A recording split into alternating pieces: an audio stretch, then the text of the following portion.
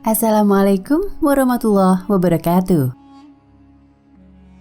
Bagi mereka yang menyatakan bahwasanya Allah itu tidak ada atau tidak ada Tuhan yang menciptakan alam semesta ini, mari kita renungkan sedikit saja.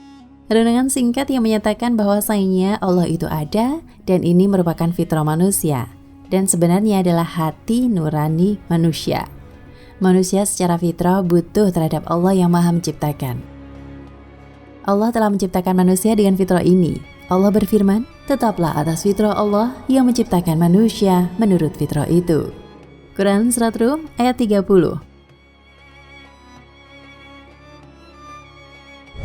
Syekh Abdurrahman As-Sa'di menjelaskan bahwa Allah menciptakan manusia dengan fitrah ini dan bahkan cinta terhadap fitrah ini. Beliau berkata, semua hukum syariat secara zahir dan batin telah Allah letakkan ke dalam hati manusia dan hati mereka akan cenderung pada fitrah ini. Allah memasukkan rasa cinta dan kebenaran. Lihat tafsir Asy-Sya'di.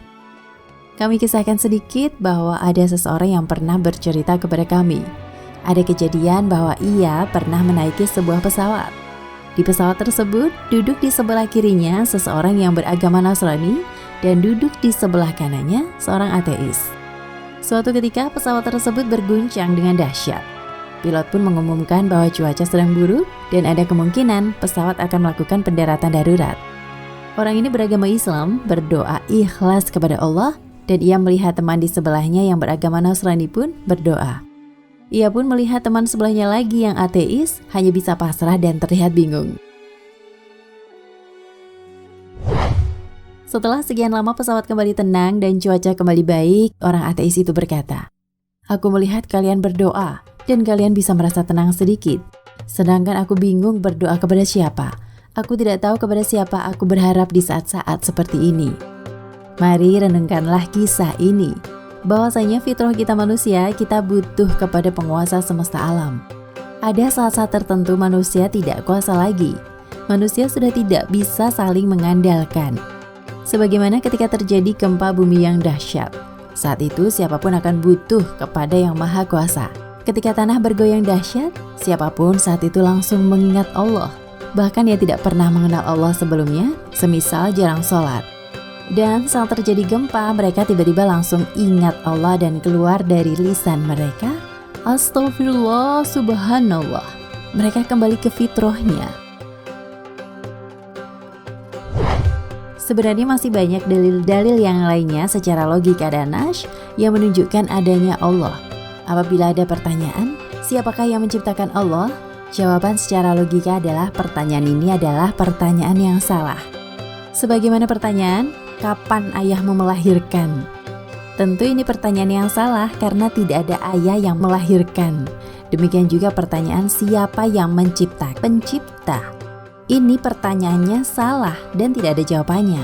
Karena yang namanya pencipta itu menciptakan, ia tidak diciptakan.